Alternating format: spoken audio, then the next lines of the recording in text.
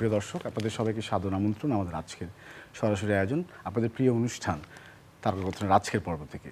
এবং fresh premium তারকাকথনের আজকের পর্বটা আমার জন্য অনেক আরেকটা দিন গৌরবের দিন। এবং আজকের দিনটায় আমরা আসলে যে সুযোগটি হয় আমাদের মাঝে মাঝে প্রায়শই হয়ে থাকে যে আমরা আমাদের বিশেষ ব্যক্তিত্বদেরকে, আমাদের অভিভাবক যারা বা যারা বিশেষ লুমিনারিজ যারা আছেন আমাদের দেশে, তাদেরকে আমরা সম্মানিত করতে পারি বিশেষ দিনগুলোতে।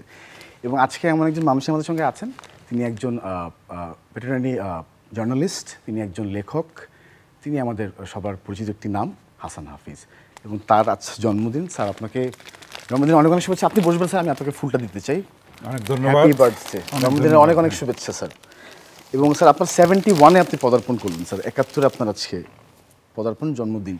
এবং 71 স্যার কথাটা বলতেই তো স্যার আপনার নিশ্চয়ই একটা রিয়াকশন আমি আশা করবো স্যার, কি বলবেন 71-এ? 71 তো আমাদের ভিত্তিভূমি, আসলে জাতীয় চেতনা বলেন, মুক্তিযুদ্ধ বলেন, সব কিছুরই 52 থেকে শুরু আমাদের আত্মনিয়ন্ত্রণাধিকারের জন্য লড়াই যেটা শুরু হয়েছিল ভাষা আন্দোলন থেকে শুরু করে, তারপরে অনেক স্তর পার হয়ে 62 শিক্ষা আন্দোলন, 66 6 দফা আন্দোলন, 69-এর গণ অভ্যুত্থান, ছাত্র গণ অভ্যুত্থান এবং 71-এর মুক্তিযুদ্ধ, তার মাধ্যমে একটা রক্তাপ্লুত একটা অভিজ্ঞতার মাধ্যমে অনেক ত্যাগের বিনিময়ে, অনেক প্রাণের বিনিময়ে আমরা আমাদের স্বাধীনতা পেয়েছি। সুতরাং 71 শব্দটি শুনলে একটা শিহরণ জাগে। তখন আমি ছিলাম কিশোর, এসএসসি পরীক্ষার্থী ছিলাম। তখন পাকিস্তান আমলে একটা পরীক্ষা হয়েছিল, আমি গ্রামের ছেলে, কিন্তু আমি সেই পরীক্ষা দিইনি। এবং তখন আমার এত দৃঢ় ছিলাম, আমি এত ছোট ছিলাম যে মুক্তিযুদ্ধে আমি অংশ নিতে পারি না। আমার বড় দুই ভাই বীর মুক্তিযোদ্ধা, তারা মুক্তিযুদ্ধে গিয়েছিলেন, আমি সবার ছোট ভাই 3 নম্বর। তো আমার পক্ষে তখন একটা অস্ত্র বহন করাও কঠিন, একটা এসএলআর দেখেছি যে পারি না, 9.5 কেজি মানে সেটার ওজন। তখন একদম কিশোর ছিল। হ্যাঁ, আমার এসএসসি পরীক্ষার্থী, তো আমি বললাম তো সে সময় আমি পরীক্ষা দিই নাই। তারপরে আমাদের স্বাধীনতার পরে শর্ট কোর্সে পরীক্ষা হলো, পরে ঢাকা কলেজে এসে ভর্তি হলাম। স্যার, আপনার সকল কাজ এবং সকল স্মৃতির প্রতি আমাদের শ্রদ্ধা এবং চ্যানেলের পরিবারের পক্ষ থেকে অনেক অনেক শুভেচ্ছা আপনার প্রতি। এবং আপনি পৃথিবীর বুকে 71-এ পদার্পণ করেছেন। এবং আপনার স্যার আরেকটি বিষয় আছে, যেটি 50 বছর আপনি পূর্তি হলো আপনার টেলিভিশন, ইলেকট্রনিক মিডিয়াতে সাংবাদিকতা এবং টোটালিটির কথা বলছি আমি। এটাও তো অনেক বড় একটা ব্যাপার স্যার, 50 ইয়ার্স। সেটা কম না আসলে, এটা আমাদের গড় আয়ুই তো বলা হয় যে 72 বছর। স্যার, আমরা চ্যানেলের পরিবারের পক্ষ থেকে আপনাকে উত্তরীয় পরে সম্মানিত করতে চাই, এটা আমাদের একটা অপরচুনিটি। আমরা আন্তরিক ধন্যবাদ স্যার, আপনি আজকে আমাদেরকে এই সময় শুভ জন্মদিন স্যার। আরেকটি আছে, একটি ক্রেস্ট আপনার জন্য আমরা রেখেছি চ্যানেলের পরিবারের পক্ষ থেকে স্যার। 71-এ কবি হাসান হাফিজ, চ্যানেলের পরিবারের পক্ষ থেকে শুভেচ্ছা আপনার জন্মদিন। অনেক অনেক ধন্যবাদ। চ্যানেল আইকে ধন্যবাদ, যারা দর্শক শ্রোতা দেখছেন তাদেরকেও ধন্যবাদ এবং অভিনন্দন, কৃতজ্ঞতা। আন্তরিক ধন্যবাদ স্যার। আমরা ভীষণ আনন্দিত। আমার অনেক সৌভাগ্য যে আমি এরকম একজন মানুষের সঙ্গে বসে আজকে আপনাকে ইন্টারভিউ করতে পারবো স্যার। এটা একটা ভয়েরও একটা ব্যাপার স্যার, আমার ভয়ও কিন্তু লাগছে না, আমি নিজেও বিব্রত আসলে। তারকা কথন অনুষ্ঠানের নাম, আমি নিজেকে তারকা মনে করি না আসলে। আপনি আজকে আমাদের তারকা। এটা মনে করি না, আমি সামান্য একজন কর্মী, সাহিত্যকর্মী, সংবাদকর্মী। চেষ্টা করি, সাধ্যমতো চেষ্টা করি যতটা সম্ভব মানুষের কল্যাণে নিজের যেটুকু অবদান আছে, যেটুকু মেধা আছে, নিষ্ঠা আছে, একাগ্রতা আছে, অধ্যবসায় আছে, দেশপ্রেম আছে, সেটা দিয়ে সেবা করার চেষ্টা করি মানুষকে। এবং সাহিত্যের মাধ্যমে মানুষকে সুন্দরের দিকে, কল্যাণের দিকে, সত্যের দিকে নিয়ে আসার জন্য, আমার নিজের বোধটাকে অন্যের মধ্যে সঞ্চালিত করে দেওয়ার জন্য চেষ্টা চালিয়ে যাচ্ছি। স্যার, যদিও আজকে জন্মদিন, তারপর একটু জিজ্ঞেস করি কৌতূহল থেকে, যেহেতু আমি সুযোগ পাবো কিনা পরে আমি জানি না, সাংবাদিকতা এবং সাহিত্যকর্ম দুটো একসঙ্গে চালানো কিন্তু আমার কাছে স্যার মনে হয় অনেক কঠিন। এবং আপনি 200-রও বেশি আপনার সাহিত্যকর্ম রয়েছে আমি যতটুকু জানি। কিভাবে করলেন স্যার আসলে, এটা আমি একটু জিজ্ঞেস করি। আসলে এটা আমার ছোটোবেলার থেকে আমার লেখালেখি শুরু। আমি যখন গ্রামে পড়তাম, স্কুলে পড়তাম, তখনই আমার লেখা ছাপা হয়েছিল ডাকযোগে। তখন কত বছর সেইটা তখন আমি ক্লাস 8-এর ছাত্র, 1968 সাল সেটা। ফলে আমার গঠনটাই অন্যরকমভাবে হয়েছে। আসলে আমার ডাক্তার হওয়ার কথা ছিল, সেটা হওয়া হয়নি, সাংবাদিক হয়েছে। আমার একমাত্র সন্তান, আমার পুত্র, সেই ডাক্তার, স্পেশালিটি ডাক্তার। আচ্ছা। তো যাই হোক, এখন এটা যেহেতু আমার ভিত্তিটা অন্যরকম ছিল, সাহিত্যের প্রতি আমার আকর্ষণটা ছিল, ফলে আর ওই ক্যারিয়ারের দিকে আমার যাওয়া হয়নি। জি। তো তাতেও আমার কোনো খেদ নেই আসলে। আমি ঢাকা বিশ্ববিদ্যালয়ে পড়েছি, 2টি বিষয়ে পড়েছি, 2টা MA ডাবল। হ্যাঁ, বাংলা ভাষা ও সাহিত্য এবং সাংবাদিকতা, গণযোগাযোগ ও সাংবাদিকতা। 11 বছর আমি ঢাকা বিশ্ববিদ্যালয়ে পড়েছি, 1974 থেকে 1984, 11 বছর টানা। মানে অনেক সেশন জটও ছিল এবং সাবজেক্ট ছিল দুটো, ফলে সময়টা লেগেছে আর কি। বিশ্ববিদ্যালয়ে থাকতে হয়েছে স্যার 11 বছর টানা। এবং আমি যখন বিশ্ববিদ্যালয়ের ছাত্র তখনই আমি দৈনিক বাংলায় দৈনিক বাংলায় যোগদান করি 1976 সালে। কবি শামসুর রহমান তখন সম্পাদক ছিলেন। আমার সৌভাগ্য যে তার মতো ব্যক্তিত্বের হাত থেকে আমি আমার নিয়োগপত্র নিতে পেরেছি বিশ্ববিদ্যালয়ের রিপোর্টার হিসেবে এবং স্টাফ রিপোর্টার হিসেবে। জি, চমৎকার, সত্যি স্যার অনেক চমৎকার স্মৃতি আপনি শেয়ার করলেন। স্যার জন্মদিনের কথা যদি বলি, শুরুতে একটু জিজ্ঞেস করতে ইচ্ছা করে, ছোটবেলাটা আপনার কেমন কেটেছে? একজন এত বড় একজন আমাদের দেশের প্রতিষ্ঠিত সাংবাদিক, তার ছোটবেলাটা আসলে কেমন ছিল, এটা অনেকেরই কৌতূহল হয়, আমরা তো শুনতে চাই। আমাদের ছোটবেলা তো এখন এটা রূপকথার মতো শোনাবে। আমি গ্রামের ছেলে, তখন মানে হেঁটে স্কুলে যেতে হতো, 1-1.5 মাইল দূরে স্কুল ছিল। বর্ষাকালে নৌকা বেয়ে যেতে হতো স্কুলে। তারপর হ্যাঁ, স্কুলে নৌকা বেয়ে যেতে হতো। তো আবার তখন বিদ্যুৎ ছিল না, হারিকেন জ্বালিয়ে আমাদের পড়তে হতো। সেই গ্রামের পরিবেশ, যোগাযোগ ব্যবস্থাটাও সেরকম উন্নত ছিল না এখনকার মতো। যদিও আমার গ্রামের বাড়ি সোনারগাঁও উপজেলার এলাহিনগর গ্রাম, ঢাকার থেকে বেশি দূরে না, এই 16-17 মাইল। তো সেখানেও স্কুলে দেখতাম যে আজাদ পত্রিকা যায় একদিন পরে যায় ডাকযোগে, তাই না? এবং কেউ শহর থেকে কিনে নিয়ে গেলে তখন ইত্তেফাক, আমার আব্বা আবার ইত্তেফাকের অনুরাগী ছিলেন। তখন ইত্তেফাক তো খুব প্রগতিশীল পত্রিকা ছিল। তো সেটা পড়েছি। সেখানে শিশুদের যেই পাতা ছিল কচিকাচার আসর, সেটা এখনও আছে ইত্তেফাকের। ইত্তেফাকের বয়সও এখন মানে অনেক 80-র কাছাকাছি, 76-77। হ্যাঁ, তো সেইটা একটা ঐতিহ্যের ব্যাপার। এবং ইত্তেফাক কিন্তু বাংলাদেশের স্বাধীনতা মুক্তিযুদ্ধের সঙ্গে, বাংলাদেশের অনেক আন্দোলনের সঙ্গে ওতপ্রোতভাবে জড়িত, মানে আমাদের জাতীয় ইতিহাসের সঙ্গে। তো এটা একটা সৌভাগ্যের ব্যাপার হয়েছিল যে ইত্তেফাকে কচিকাচার আসলে দাদাভাই, এটা মাসিক কচি ও কাচার সম্পাদক ছিলেন শকুনুজ্জামান খান দাদাভাই, উনি আমার গুরু বলতে পারেন। তারপরে তার সেখান থেকে লেখাটা ছাপা হওয়ার পরে আমি অনুপ্রাণিত হই। তারপরে তো স্বাধীনতার পরে ভর্তি হলাম ঢাকা কলেজে এসে। তখন লেখালেখির আরও সুযোগ হয়। ওই যে পূর্বদেশের চাঁদের হাট, সেখানে আমরা শিশু সংগঠন গড়ে তুলি 74 সালে। সেখানে আমার বন্ধু বান্ধবরা ছিলেন। এখানে এই যে আজকের আমাদের, আমি মহানায়কই বলি, আমাদের বন্ধু আফজাল হোসেন, তারপরে চ্যানেল আইয়ের এমডি আমাদের বন্ধু ফরিদুর রাজা সাগর, আব্দুর রহমান বাচর শেষের সভাপতি ছিল। তো আমরা অনেকেই কিন্তু সেখানে মানে একত্রিত হয়েছে। আমাদের সেই কৈশোরটা কিন্তু একটা সুন্দর ভবিষ্যৎ রচনার লক্ষ্যে শিশু কিশোর সংগঠন আমরা করেছিলাম। এখন সেই পরিবেশ না, এখন তো আমরা মোবাইল ডিভাইসে চলে গেছি। এখন সেই আমরা এটা বুঝতেই পারবে না যে সেই মানসিকতা সেটা না। এইখানে স্যার একটু জিজ্ঞেস করতে চাই যে পরিবেশটা কেমন ছিল ছোটবেলায় বাড়িতে স্যার আপনার? আপনি যে এত বড় একজন সৃষ্টিশীল মানুষ হয়ে উঠলেন এই পর্যন্ত, তো সেটা একটা আমার সৌভাগ্য যে আমাদের বাড়িতে প্রচুর বই ছিল। এবং আমাদের বাড়িতে, গ্রামের বাড়ি হলেও সেখানে কলকাতার পত্রিকা আসতো। আমার আব্বা খুবই সংস্কৃতি মনস্ক ছিলেন এবং উনি সেই কালের তুলনায় অনেক উচ্চশিক্ষিতই ছিলেন বলা চলে। সেটা হলো 1931 সালে উনি হাই মাদ্রাসা পাশ করেন, ইসলামিয়া ইন্টারমিডিয়েট কলেজ, এখন যেটা কবি নজরুল সরকারি কলেজ পুরনো ঢাকায়। সেখান থেকে উনি হাই মাদ্রাসা পাশ করেন, সেটা এসএসসি সমমানের 1931 সালে। তার মানে সেকেন্ড ওয়ার্ল্ড ওয়ারও তখন হয়নি। তো সেইটা একটা বিরল ঘটনা। তো উনি যেহেতু সংস্কৃতি মনস্ক ছিলেন এবং আমাদের বাড়িতে আলমারি ভর্তি বই ছিল এবং সবাই এসে দেখতো সেখানে যে এইটা মানে এতগুলি বই, সেখানে রবীন্দ্রনাথ, শরৎচন্দ্র, নজরুল, আরও সৈয়দ মুস্তফা আলী এদের বই, এবং কলকাতার পত্রিকাও আসতো, ঢাকার পত্রিকাও যেত। সেগুলি পড়ে পড়ে আমি বড় হয়েছি। এবং আমার যে বড় ভাই আব্দুল বাকি, ওনার নাম, ব্যাংকার, উনি মানে উনি নিজে লেখক ছিলেন এবং উনি আমার লেখার অনুপ্রেরণা। উনি বীর মুক্তিযোদ্ধা। ফলে আমার পরিবেশটা একটু অন্য 10টা ছেলের থেকে ভিন্ন হয়েছে। আমার খেলাধুলায় অত উৎসাহী ছিলাম না আমি আসলে সেই সময়, যেহেতু লেখালেখির জগতের সঙ্গেই পড়ার জগতেই আমার গড়ে ওঠা, মানুষটা গড়ে ওঠা, সেই কারণে একটু ভিন্ন শৈশব আমার হয়েছে। স্যার আমি জানি না প্রশ্নটা করা ঠিক হবে কিনা, তবে জিজ্ঞেস করতে ইচ্ছে করছে স্যার, ক্ষমা করুন যদি ভুল করে থাকি। সেটা হচ্ছে স্যার, এই যে এত বড় এভলিউশনটা আপনি দেখেছেন স্যার এত বছর ধরে, আপনার ছোটোবেলা যেমন ছিল আপনি বললেন, আজকে যে আপনার পরের পরের পরের প্রজন্ম যারা আমরা আছি, যারা আছি আপনার আশেপাশে সান্নিধ্য পাচ্ছি, তাদের জীবনটা তো একেবারে অন্যরকম। আপনি বললেন যে মোবাইল ডিভাইস আমরা সারাদিন চোখ বুজে থাকছি, এই জিনিসটা আসলে মূল্যায়ন বলবো, আপনার আসলে অনুভূতিটা কি এই বিষয়টা নিয়ে এত লম্বা সময় দেখলেন? সেটা তো ওরা নির্মল শৈশবটা তো পাচ্ছে না, সেটার জন্য খুব কষ্ট লাগে আসলে। সেরকম খেলাধুলার জায়গাও নাই, সেরকম পড়াশোনার দিকে মনোবৃত্তিটাও নাই। আমরা গার্জেনরাও কিন্তু আমরা এত বৈষয়িক হয়ে গেছি, আমরা চাই যে মানে মুখস্থ করে মানে ফার্স্ট হতেই হবে, ছেলে মেয়েদের উপরে আমরা চাপ দিই। আনন্দের সঙ্গে শিক্ষাটা নিতে পারে না, তারা বন্দি থাকে শহরে, এত খেলাধুলার জায়গা নাই সেরকম, মানে সব কিছুর মধ্যে একটা মানে একটা যান্ত্রিকীকরণ। একটা বিষয় স্যার প্রায় আমার চোখে পড়ে সেটি হচ্ছে স্যার, যখন আপনারা বলেন বই পড়ার কথাটা কিন্তু আমাদেরকে বা এখনো হয়তো কেউ বলে না, বাবা মারা বলে না, কিন্তু আলাদা বই পড়ার ব্যাপারে, সাহিত্যকর্ম পড়ার ব্যাপারে বা সেই ব্যাপারে উৎসাহিত করেন। এটা যদি না হয় তাহলে মানুষ গঠনটা হয়। বইয়ের মধ্যে তো আপনার পৃথিবীর ইতিহাস, ঐতিহ্য, ভূগোল, সংস্কৃতি সব কিছু লিপিবদ্ধ করা আছে। যদি ক্লাসিক বইগুলি ছোটবেলা থেকে না পড়া হয় তাহলে কিন্তু মানুষ গঠনটা হয় না। আলোকিত মানুষ আমরা যেটা বলি সেটা গড়ে ওঠা সম্ভব না। মানুষের সুকুমার বৃত্তিটার আপনার বিকাশ হয় না।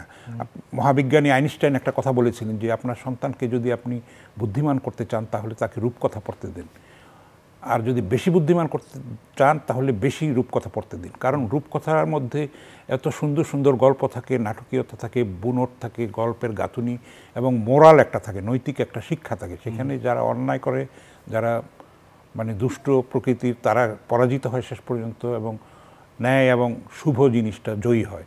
তো সেই রূপকথা তো আমরা আমাদের বাচ্চাদেরকে পড়াচ্ছি না। আমরা ছোটোবেলায় ঠাকুরমার ঝুলি পড়ে বড় হয়েছি, তারপরে সোভিয়েত ইউনিয়নে এত বড় সুন্দর সুন্দর রূপকথা সেগুলো আমরা পড়েছি। আমাদের যে সমৃদ্ধ লোকছড়া সেগুলি তো মানে সবার মুখে মুখে ফিরত, এবং রবীন্দ্রনাথের মতো বড় প্রতিভাও কিন্তু লোকছড়া সংগ্রহ করেছিলেন। তো সেগুলি আমরা শিশুদেরকে সেভাবে শিক্ষাটা দিতে পারছি না।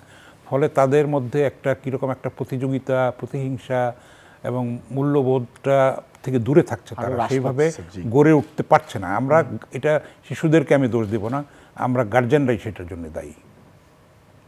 এইভাবেই তো চলতে থাকবে স্যার, কিছু তো করার তো নেই। এর মধ্যে আমাদের বুঝতে হবে, সেইভাবে একটু মোটিভেট করতে হবে সমাজটাকে, একটা আরও একটা স্থিতিশীল, একটা সুন্দর, সুষ্ঠু, সৌহার্দ্যপূর্ণ, সম্প্রীতির একটা সমাজ গড়ে তোলার জন্য কিন্তু বই পড়ার কোনো বিকল্প নেই। আসলে বইয়ের দিকে আমাদের যেতেই হবে। আমরা মোবাইলে মেসেজ দিচ্ছি, সেখানে বাংলা ইংরেজি মিক্স করে উল্টাপাল্টা লিখছি এবং আমাদের শুদ্ধতার দিকে যাচ্ছি না, এবং ক্ষতি হচ্ছে সেটার মধ্যে। এবং আপনি সোশ্যাল মিডিয়ার মধ্যে অপতথ্য ছড়াচ্ছে, গুজব ছড়াচ্ছে, যেগুলি দেশের শান্তি শৃঙ্খলা সার্বভৌমত্বের জন্য, সাম্প্রদায়িক সম্প্রীতির জন্য হুমকি হয়ে দাঁড়াচ্ছে। সেগুলিও কিন্তু আমাদের মোটিভেট করতে হবে সবাই যেন এটা আমরা নিয়ন্ত্রণ করি। এটা আমাদের যারা নেতা গোছের এবং সমাজের যারা বড় অভিভাবক তাদেরই দায়িত্ব, যেন আমাদের তরুণ প্রজন্মকে আমরা সঠিক পথে পরিচালিত করতে পারি। জি স্যার, যে কোনো ক্রাইসিসের মধ্যে তো আর্টের একটা আলাদা ভূমিকা থাকে স্যার। আপনি তো নিশ্চয়ই আর্টের এই ব্যাপারটা আরও ভীষণভাবে মানে অনুভূত হয়েছে আপনার জীবনটা, যেহেতু আপনি সাহিত্যকর্ম করেছেন পুরো জীবনে। এখন যদি বলি বা যখনই কোনো ক্রাইসিস হবে তখন কি আসলে আর্টটা অনেক বেশি ভূমিকা রাখে যে কোনো দেশেই? মানে আর্ট মানে যে কোনো সাহিত্য সৃজনশীল কাজ যদি বলি, শিল্প সাহিত্য সংস্কৃতি হচ্ছে মূল জিনিস। আপনার সংস্কৃতি এমনই জিনিস যেটার মধ্যে রাজনীতি অন্তর্ভুক্ত। আপনি কিভাবে চলছেন, কিভাবে কথা বলছেন, চিন্তা করছেন, সব কিছুর মধ্যেই কিন্তু সংস্কৃতি আছে। আমাদের দেশে মোটা দাগে সংস্কৃতি বলতে বোঝায় যে গান বাজনা করা, হারমোনিয়াম, ঢোল, তবলা, তা তো নয়। আসলে সংস্কৃতি একটা বিশাল ব্যাপার। আমরা কিন্তু সাংস্কৃতিকভাবে দুর্বল, অথচ আমাদের এত ঐতিহ্য আছে, এত গৌরবময় ইতিহাস আছে, আমাদের ঐতিহ্য আছে, সেগুলির থেকে আমরা শিক্ষা নিই না। আমরা পাশ্চাত্যের দিকে ঝুঁকে পড়ি, আমরা নিজের ভাষাটাকে মর্যাদা দিই না, সেই ভাষায় আমরা শিক্ষা নিই না। আমরা একটা অন্য দেশের ভাষায় তোতা পাখির মতো আমরা বলিগুলি মুখস্থ করি এবং উগরে দেই, কিন্তু আত্মস্থ করি না। সেইটাই হলো সংকট, শিক্ষার সংকট। এবং আমরা বিজ্ঞানের শিক্ষাও কিন্তু মাতৃভাষার মাধ্যমে নিই না, সেটা কিন্তু নেওয়াটা দরকার। এগুলি বুঝতে হবে আমাদের, যারা দেশ চালান, রাজনীতিক, তাদেরকে বুঝতে হবে এবং সেইভাবে পরিকল্পনা করতে হবে এবং নতুন জেনারেশনকে গড়ে তুলতে হবে।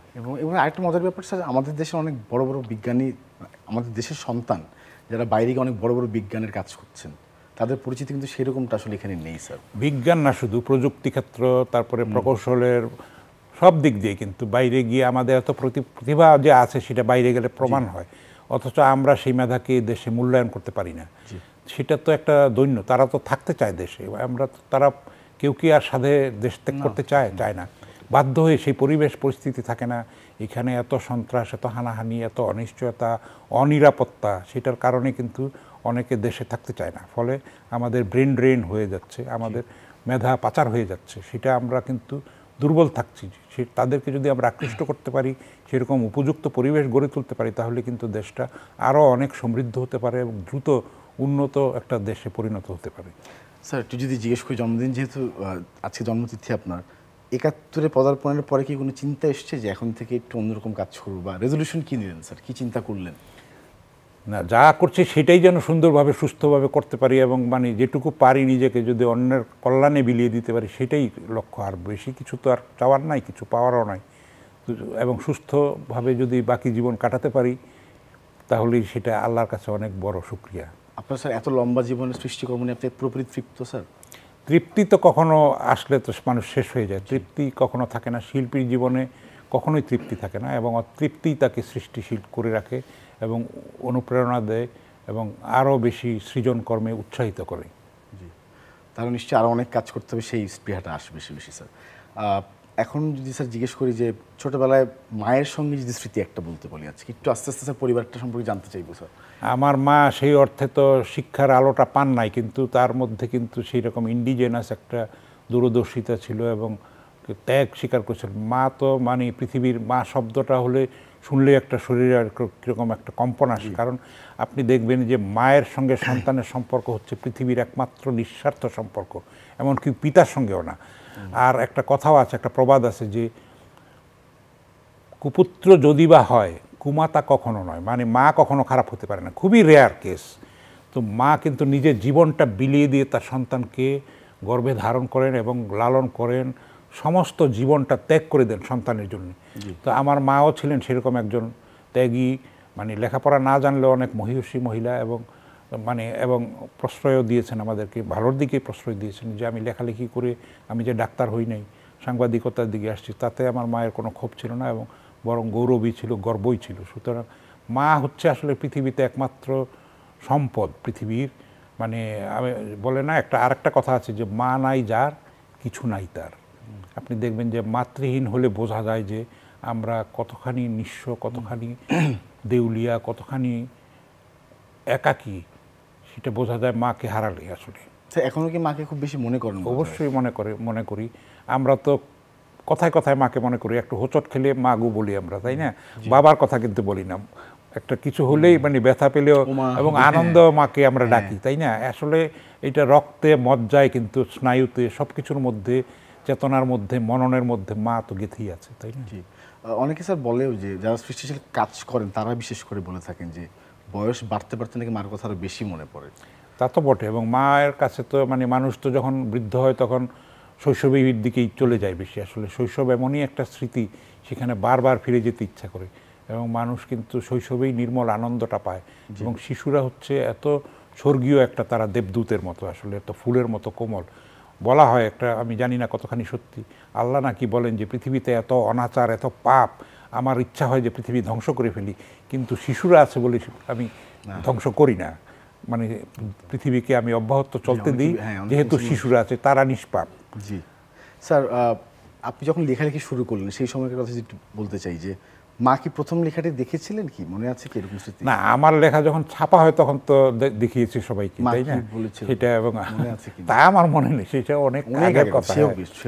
সেটা তো বাবা মাকে দেখিয়েছি এবং বন্ধু বান্ধবদেরকে, সেটা একটা আলাদা উত্তেজনার বিষয়। সেই সময় ডাক যোগে লেখা পাঠিয়ে সেটা ছাপানো, সেটা তো কঠিন ব্যাপার, এখনকার মতো তো এত সহজ ছিল না। জি স্যার, এখন এটি স্যার জিজ্ঞেস করতে চাচ্ছি, আমি ভুলে গেছিলাম স্যার, যে এই যে পাবলিকেশন আজকের দিনে, আপনার সময়কার পাবলিকেশন তো অনেক ভিন্ন রকম ছিল এবং কলকাতা থেকে বই আনতে হলো আপনি বললেন, সেই সময় কতটুকু বেগ পেতে হয়েছিল স্যার? তখন একটা বই ছাপানো, লেখার কথা তো সিদ্ধান্ত নিলেন, সেটা তো একটা মানে কঠিন ব্যাপার ছিল। আমার বইও কিন্তু লেখালেখি শুরু হওয়ার পরে অনেক পরে বেরিয়েছি।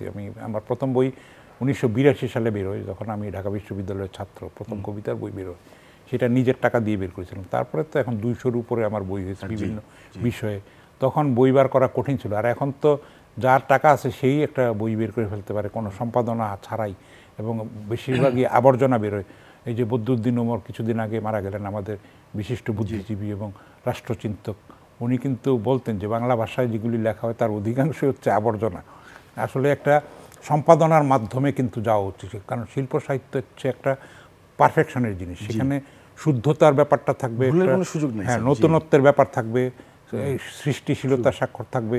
যা কিছু উল্টাপাল্টা ভাবনা নিয়ে একটা বই বার করে ফেললে তো হয় না। প্রোডাকশন, তার ভিতরে যদি বস্তু না থাকে, কন্টেন্ট যদি সুন্দর না হয়, মানে মানুষের কল্যাণের জন্য না হয় এবং নতুনত্বে ভরপুর না হয়, তাহলে তো সেটা অর্থহীন। তারপরে স্যার বই পড়ার আগ্রহ তো আমরা হারাচ্ছি স্যার, অবশ্যই হারিয়েছি আমরা।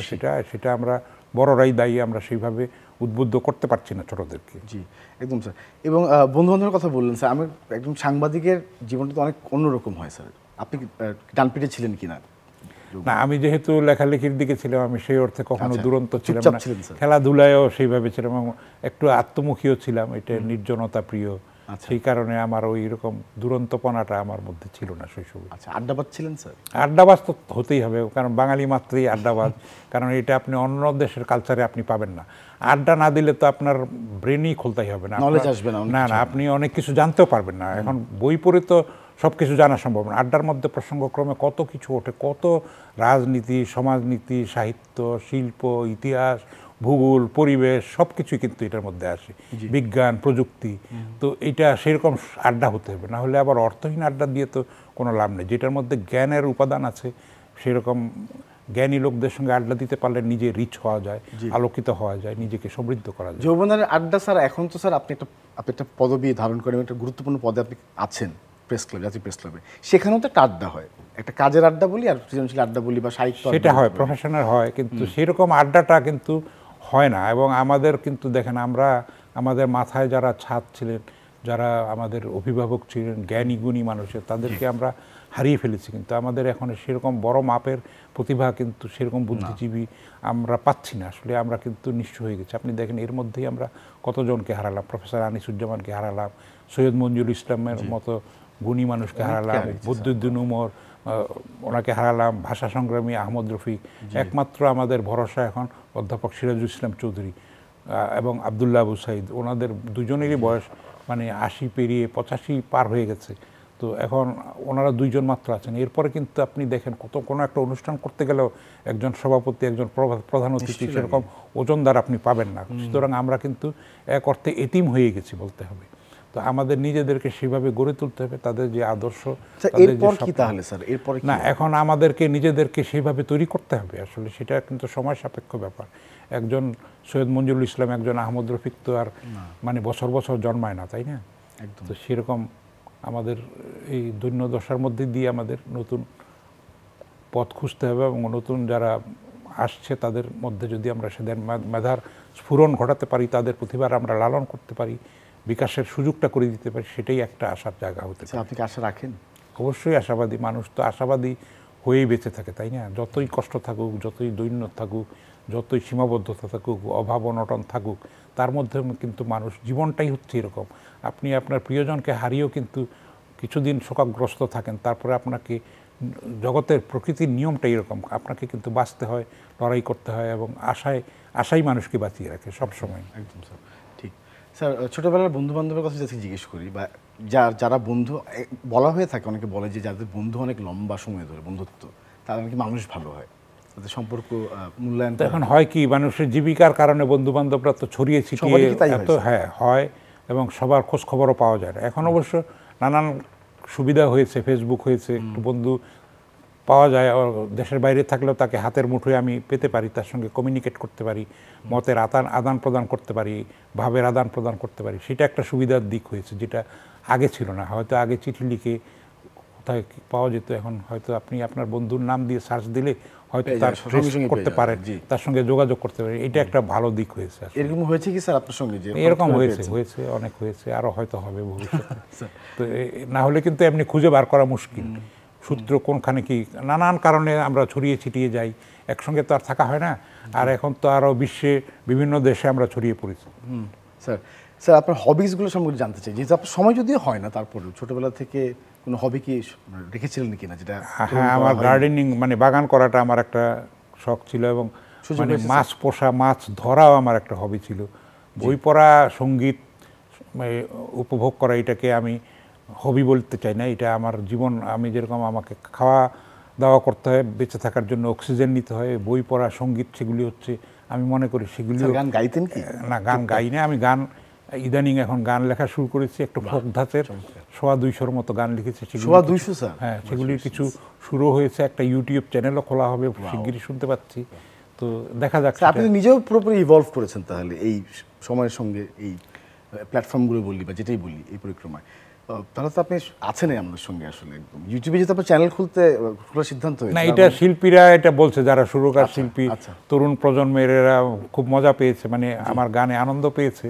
তো সেগুলি তারা নাকি একটা ইউটিউব চ্যানেল খুলে দিবে, শোনা যাচ্ছে, এটা প্রস্তুতি চলছে আর কি। বাহ, আমি ওই ফোক গানই আমি পছন্দ করি বেশি, আচ্ছা। এবং আমি যেগুলি লিখেছি সেগুলি দেশপ্রেমমূলক এবং মানে মরমী ধাঁচের এবং লোক সঙ্গীতই আমার বেশি পছন্দ। আচ্ছা আচ্ছা sir, thank you very much, আপনি আজকে আমাদের সঙ্গে সময় দিলেন স্যার। আমি একটু শেষটা একটু জাস্ট আপনার কাছে প্রশ্ন না জানতে চাওয়া সকলের উদ্দেশ্যে, যারা জার্নালিজম পড়তে চাইবে এখন বা যারা পড়ছেন তাদের তখন অনেক সুযোগ সুবিধা রয়েছে, বাট আপনার পক্ষ থেকে যদি কোনো ভ্যালুয়েবল কোনো মানে মেসেজ তাদের জন্য থাকে বা সবার জন্য প্রজন্মের জন্য। আমরা চাইবো যে একটু সাধনাটা যেন থাকে এবং মানে ধৈর্যটা যেন থাকে, একটু পরিশ্রম যেন থাকে, না হলে কিন্তু কোনো কিছুরই আসলে শর্টকাট নাই। আপনি দেখেন একটা উচ্চাঙ্গ সঙ্গীত শিল্পীকে কীভাবে তৈরি হতে হয়, কত সাধনা করতে হয় তাকে, এবং প্রতিদিন তাকে রেওয়াজ করতে হয়। এটা একটা চর্চার বিষয় আসলে। মানে সাংবাদিকতাও আপনি যদি শুদ্ধ সাংবাদিকতা করতে চান তাহলে আপনাকে অন্য 10টা পেশা থেকে যেহেতু এটা আলাদা, সুতরাং আপনাকে ঝুঁকিতে কাজ করতে হবে এবং অনিশ্চয়তার মধ্যেও কাজ করতে হবে এবং আপনার প্রতিনিয়ত একটা সৃষ্টিশীলতার মধ্যে কাজ করতে হবে, কারণ কখন কি ঘটনা ঘটছে আপনি জানেন না, সেগুলির পেছনে ছুটতে হবে। ওইটার যেরকম রোমাঞ্চ আছে এবং ঝুঁকিও আছে সেটার মধ্যে, এবং নিজেকে প্রস্তুত করার ব্যাপার আছে। সেটার জন্য আমরা সেরকম মানসিকতা নিয়ে সাংবাদিকতায় আসব যে পরিশ্রম আমরা করব, ত্যাগ স্বীকার করব, ধৈর্য থাকতে হবে, সহিষ্ণুতা থাকতে হবে এবং পড়াশোনা থাকতে হবে এবং সর্বোপরি দেশপ্রেম থাকতে হবে। একদম স্যার, আন্তরিক ধন্যবাদ স্যার আপনাকে। আরও একবার চ্যানেলের পরিবারের পক্ষ থেকে জন্মদিনে অনেক অনেক শুভেচ্ছা। আপনার 71 পদার্পণ। প্রিয় দর্শক, আমরা কেক কাটতে কাটতে আজকে আয়োজন শেষ করবো, তার আগে আপনাদের কাছে বিদায় নিয়ে নিচ্ছি। স্যার, আপনার 71st বার্থডে কেকটা আমরা অনেক অনেক ধন্যবাদ। আমি এগিয়ে দিচ্ছি। জন্মদিনে অনেক অনেক শুভেচ্ছা। অনেক ধন্যবাদ, অনেক ধন্যবাদ। হ্যাঁ, শুভ জন্মদিন স্যার। Thank you. আমি আপনাকে খাইয়ে দিই একটু আমার তরফ থেকে, খুবই অল্প পরিমাণে প্রতিক্রিয়া। অনেক ধন্যবাদ, থ্যাংক ইউ।